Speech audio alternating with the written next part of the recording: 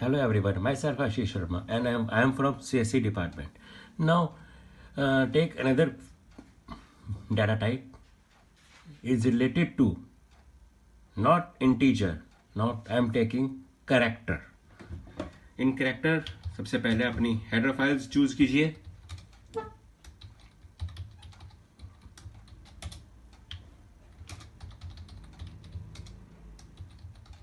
आपने दोनों header files को ऊपर यहाँ पर मेंशन कर दिया.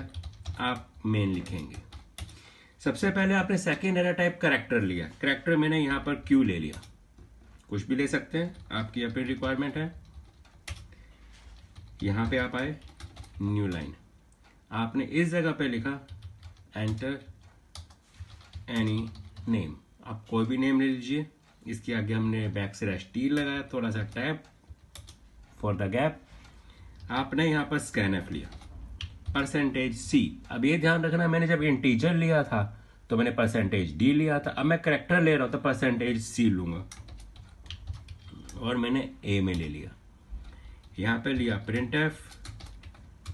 न्यू लाइन में यहाँ पे लिख दिया my character is equal to percentage C, जो मैंने यहाँ पर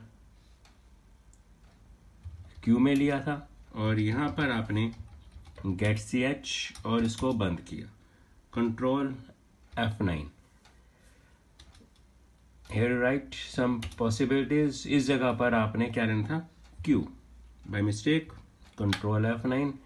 अगर आपने यहाँ पर फॉर एग्जाम्पल हेलो लिखा तो सिर्फ एच दिखाएगा, LLO नहीं दिखाएगा. कारण बिकॉज आपने करेक्टर लिया है. अगर इसको आप कंप्लीट नेम में लेना चाहते हैं तो आपने इस जगह पर आपने उसकी विड्थ को डिफाइन कर देना है.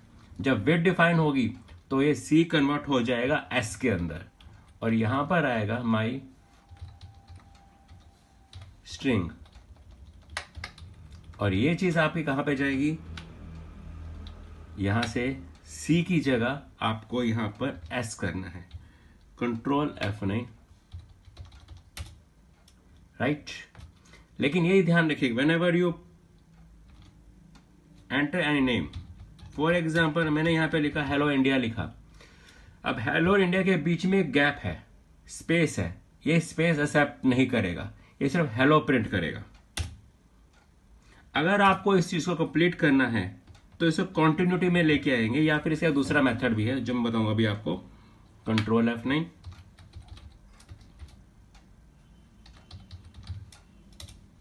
राइट. इसका दूसरा मेथड, अगर आपको इसका दूसरा मेथड यूज करना है तो आप यहां से इस स्कैनएफ को डिलीट कर देंगे यहां पे, और यहां पे लिख देंगे आप गेट्स लिखेंगे, गेट स्ट्रिंग.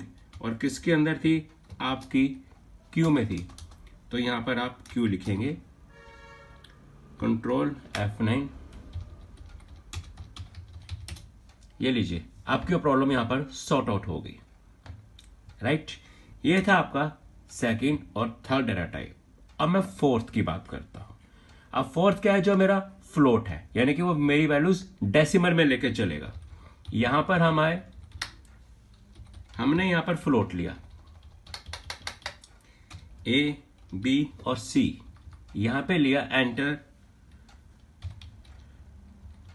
वैल्यू कुछ भी ले लीजिए for A is equal to, आपने यहां से ये ले लिया और इसको आपने डिलीट किया.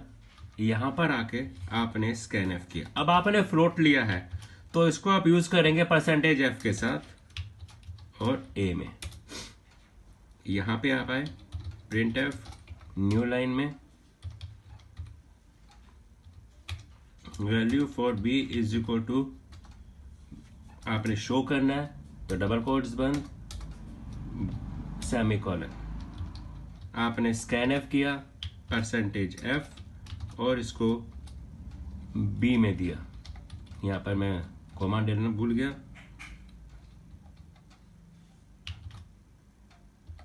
आपने लिया C is equal to A divide by B. आप प्रिंट एफ किया न्यू लाइन में आपने जो आंसर लिखा है परसेंटेज एफ में लिखा है और सी में लिया। नीचे मेरा गेट ch पहले से अवेलेबल है, आपने कंट्रोल F9 किया। whenever you do it, here is semicolon missing, semicolon, control F9। आपने यहाँ पे लिया 10 डिवाइड बाय 3, ये लीजिए आपका आंसर आ गया। अगर आपकी जो रिक्वायरमेंट है वो रिक्वायरमेंट ये है कि मुझे डेसिमल के बाद 2 प्लेस चाहिए, तो आप इस जगह पर जहां पर आपने आंसर इंडिकेट किया परसेंट और एफ के बीच में 0.2 लगा दीजिए। कंट्रोल F9, आपने यहाँ पर 10 लिया और 4 ले लिया, ये लीजिए आपका डेसिमल 2 प्लेस के अंदर आ गया।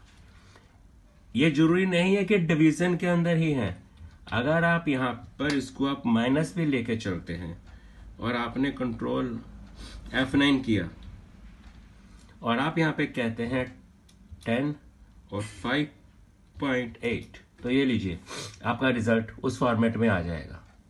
राइट, आई थिंक आपको ये कॉन्सेप्ट समझ में आ गया। Thanks for watching my video. Thank you all of you.